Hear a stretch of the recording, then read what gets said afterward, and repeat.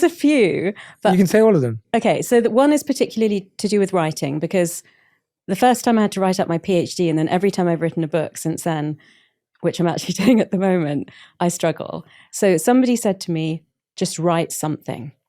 And I think that's quite an important metaphor for life. Like, you just have to start, you have to put one foot forward, you know, and then it's much easier than looking at a blank page.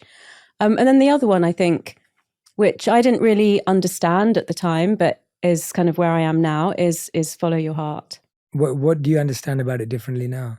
I think at the time I was probably in my late 20s or early 30s, and I thought, you can't live life like that. You've got to do the right thing with your career. And, you know, that I sort of worried about what my parents would think. And but now I believe that if you do that, you can't go wrong. I love that. Question number 2, what is the worst advice you ever heard or received?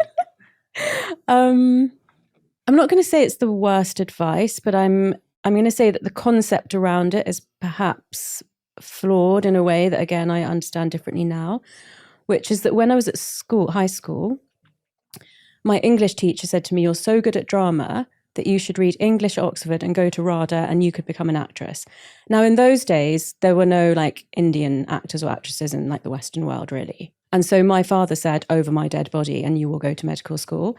I've obviously had a very privileged education. I'm very pleased to be where I am now, but I just wonder what could have happened if I'd actually been supported in that, because I'm not doing medicine now, and I'm way more successful now in something that, you know, my parents couldn't have imagined. So I just think this clipping of the wings of children, I think is bad advice.